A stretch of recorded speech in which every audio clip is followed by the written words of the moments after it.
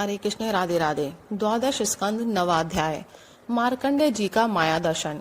सूत जी कहते हैं, जब ज्ञान संपन्न मार्कंडे मुनि ने इस प्रकार स्तुति की, तब भगवान नर नारायण ने प्रसन्न होकर मार्कंडे जी से कहा। भगवान नारायण ने कहा, सम्मान्य ब्रह्मर्षि शिरोमणि, तुम चित्त की एकाग्रता, तपस्या, स्वाध्याय, संयम और मेरी अनन्य भक्ति से सिद्ध हो गए हो। तुम्हारे इस आजीवन ब्रह्मचर्य व्रत की निष्ठा देखकर हम तुम पर बहुत ही प्रसन्न हुए हैं। तुम्हारा कल्याण हो। मैं समस्त वर देने वालों का स्वामी हूँ, इसलिए तुम अपना अभीष्ट वर मुझसे मांग लो। मार्कंडे मुनि ने कहा, देव देवेश, शरणागत बिहारी अच्युत, आपकी जय हो, जय हो। हमारे लिए बस इतना ही वर पर्याप्त है कि आपने कृपा करके अपने मनोहर स्वरूप का दर्शन कराया। ब्रह्मा, शंकर आदि देवगण योग साधना के द्वारा एकाग्र हुए मन से ही आपके परम सुंदर श्री चरण कमलों का दर्शन प्राप्त करके कृतार्थ हो गए हैं। आज उन्हीं आपने मेरे नेत्रों के सामने प्रकट होकर मुझे धन्य बनाया है।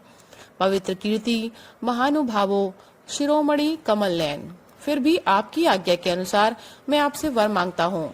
मैं आपकी वह माया देखना चाहता हूँ जिससे मोहित होकर सभी लोक और लोकपाल अद्वितीय वस्तु ब्रह्म में अनेकों प्रकार के भेद विभेद देखने लगते हैं।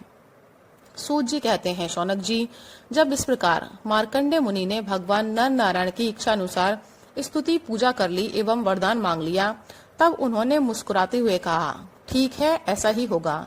इसके बाद वे अपने आश्रम बद्रीवन को चले गए। मार्कंडे मुनि अपने आश्रम पर ही रहकर निरंतर इस बात का चिंतन करते रहते कि मुझे माया के दर्शन कब होंगे। वे अग्नि, सूर्य, चंद्रमा, जल, पृथ्वी, वायु, आकाश एवं अंतःकरण में और तो क्या सर्वत्र भगवान का ही दर्शन करते हुए मानसिक वस्तुओं से उनका पूजन करते रहते। कभी कभी तो उनके हृदय में प्रेम की ऐसी बाढ़ आ जाती कि वे उसके प्रवाह में डूबने उतराने लगते। उन्हें इस बात की भी याद न रहती कि कब, कहाँ, किस प्रकार भगवान की पूजा करनी चाहिए। शौनक जी, एक दिन की बात है, संध्या के समय पुष्पभद्रा नदी के तट पर मार्कंडे मुनि भगवान की उपासना में तन्मय हो रहे थे। ब्राह्मण उसी समय एकाएक बड़े जोर की आंधी चलने लगी। उस समय आंधी के कारण बड़ी भयंकर आवाज होने लगी और बड़े विकराल बादल आकाश में मंडराने लगे। बिजली चमक चमक कर कड़कने लगी और रथ के धुरे के समान जल की मोटी मोटी धाराएं पृथ्वी पर गिरने लगी। यही नहीं, मार्कंडे मुनि को ऐसा दिखाई पड़ा कि चारों ओर से चारों समुद्र समूची पृथ्वी को निगलते हुए उमड़े आ रहे हैं। आंधी के वेग से समुद्र में बड़ी बड़ी लहरें उठ रही हैं, बड़े भयंकर भंवर पड़ रहे हैं और भयंकर ध्वनि कान फाड़े डालती है। स्थान स्थान पर बड़े बड़े मगर उछल रहे हैं। उस समय बाहर भीतर चारों ओर जल ही जल दिखता था। ऐसा जान पड़ता था कि उस जल राशि में पृथ्वी ही नहीं स्वर्ग भी डूबा जा रहा है। ऊपर से बड़े वेग से आंधी चल रही है और बिजली चमक रही है, जिससे संपूर्ण जगत संतप्त हो रहा है। जब मार्कंडे मुनि ने देखा कि इस जल प्रलय से सारी पृथ्वी डूब गई है, उद्विज, स्वेदज, अंडज और जरायुज चारों प्रकार के प्राणी तथा स्वयं वे भी अत्यंत व्याकुल हो रहे हैं, तब वे उदास हो गए और साथ ही अत्यंत भयभीत भी। उनके सामने ही प्रलय समुद्र में भयंकर लहरें उठ रही थी। आंधी के वेग से जल राशि उछल रही थी और प्रलयकालीन बादल बरस बरस कर समुद्र को और भी भरते जा रहे थे। उन्होंने देखा कि समुद्र ने द्वीप, वर्ष और पर्वतों के साथ सारी पृथ्वी को डुबो दिया। पृथ्वी, अंतरिक्ष, स्वर्ग, ज्योतिर्मंडल और दिशाओं के साथ तीनों लोग जल में डूब गए। बस उस समय एकमात्र महामुनि मार्कंडे ही बच रहे थे। उस समय वे पागल और अंधे के समान जटा फैलाकर यहाँ से वहाँ और वहाँ से यहाँ भाग भाग कर अपने प्राण बचाने की चेष्टा कर रहे थे। वे भूख प्यास से व्याकुल हो रहे थे। किसी और बड़े बड़े मगर तो किसी और बड़े बड़े तिमिंगल मच्छ उन पर टूट पड़ते। किसी और से हवा का झोंका आता तो किसी और से लहरों के थपेड़े उन्हें घायल कर देते। इस प्रकार इधर उधर भटकते भटकते वे अपार अज्ञान अंधकार में पड़ गए, बेहोश हो गए और इतने थक गए कि उन्हें पृथ्वी और आकाश का भी ज्ञान न रहा। वे कभी बड़े भारी भंवर में पड़ जाते, कभी तरल तरंगों की चोट से चंचल हो उठते। जब कभी जल जंतु आपस में एक दूसरे पर आक्रमण करते, तब ये अचानक ही उनके शिकार बन जाते। कहीं शोकग्रस्त हो जाते तो कहीं मोहग्रस्त, कभी दुख ही दुख के निमित्त आते तो कभी तनिक सुख भी मिल जाता, कभी भयभीत होते, कभी मर जाते, तो कभी तरह तरह के रोग उन्हें सताने लगते। इस प्रकार मार्कंडेय मुनि विष्णु भगवान की माया के चक्कर में मोहित हो रहे थे।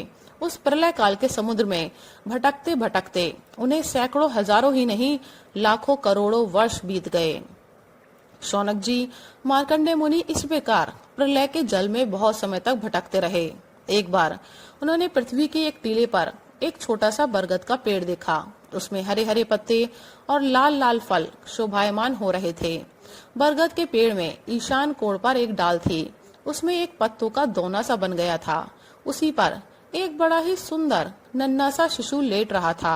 उसके शरीर से ऐसी उज्जवल छटा छिटक रही थी जिससे आसपास का अंधेरा दूर हो रहा था। वह शिशु मरकत मणि के समान सावल सावला था।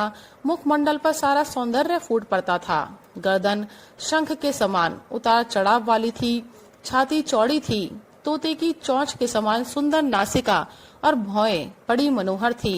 काली काली घुंघराली अलके कपोलों पर लटक रही थी और श्वास लगने से कभी कभी हिल भी जाती थी।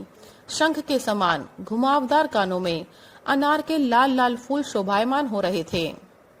मूंगे के समान लाल लाल होठों की कांति से उनकी सुधामयी श्वेत मुस्कान कुछ लालिमा मिश्रित हो गई थी। नेत्रों के कोने कमल के भीतरी भाग के समान तनिक लाल लाल थे। मुस्कान और चितवन बरबस हृदय को पकड़ लेती थी। बड़ी गंभीर नाभि थी। छोटी सी तोंद पीपल के पत्ते के समान जान पड़ती और श्वास लेने के समय उस पर पड़ी हुई बलें तथा नाभि भी हिल जाया करती थी। नन्हे नन्हे हाथों में बड़ी सुंदर सुंदर उंगलियां थीं। वह शिशु अपने दोनों कर कमलों से एक चरण कमल को मुख में डालकर चूस रहा था। मार्कंडेय मुनि यह दिव्य दृश्य देखकर अत्यंत विस्मित हो गए। शौनक जी, उस दिव्य शिशु को देखते ही मार्कंडेय मुनि की सारी थकावट जाती रही। आनंद से उनके हृदय कमल और नेत्र कमल खिल गए। शरीर पुलकित हो गया। इस नन्हे से शिशु के इस अद्भुत भाव को देखकर उनके मन में तरह तरह की शंकाएं, यह कौन है इत्यादि आने लगी और वे इस शिशु से ये बातें पूछने के लिए उसके सामने सरक गए। अभी मार्कंडेय जी पहुंच भी न पाए थे कि उस शिशु के श्वास के साथ उसके शरीर के भीतर उसी प्रकार घुस गए जैसे कोई मच्छर किसी के पेट में चला जाए। उस शिशु के पेट में जाकर इन्होंने सब की सब वही सृष्टि देखी जैसे प्रलय के पहले उन्होंने देखी थी। वे वह सब विचित्र दृश्य देखकर आश्चर्यचकित हो गए। वे मोहवश कुछ सोच विचार भी न सके। उन्होंने उस शिशु के उदर में आकाश, अंतरिक्ष, ज्योतिर्मंडल, पर्वत, समुद्र, द्वीप, वर्ष, दिशाएं, देवता, दैत्य, वन, देश, नदियां, नगर, खाने, किसानों के गांव, अहीरों की बस्तियां, आश्रम, वर्ण, उनके आचार व्यवहार, पंच महाभूत, भूतों से बने हुए प्राणियों के शरीर तथा पदार्थ, अनेक युग और कल्पों के भेद से युक्त काल आदि सब कुछ देखा। केवल इतना ही नहीं, जिन देशों, वस्तुओं और कालों के द्वारा जगत का व्यवहार संपन्न होता है वह सब कुछ वहाँ विद्यमान था। कहाँ तक कहें, यह संपूर्ण विश्व न होने पर भी वहाँ सत्य के समान प्रतीत होते देखा।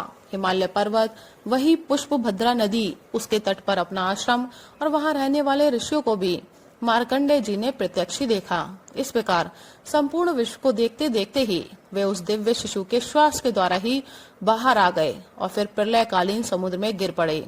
अब फिर उन्होंने देखा कि समुद्र के बीच में पृथ्वी के टीले पर वही बरगद का पेड़ ज्यों का त्यों विद्यमान है और उसके पत्ते के दोने में वही शिशु सोया हुआ है। उसके अधरों पर प्रेम अमृत से परिपूर्ण मंद मंद मुस्कान है और अपनी प्रेम पूर्ण चितवन से वह मार्कंडेय जी की ओर देख रहा है।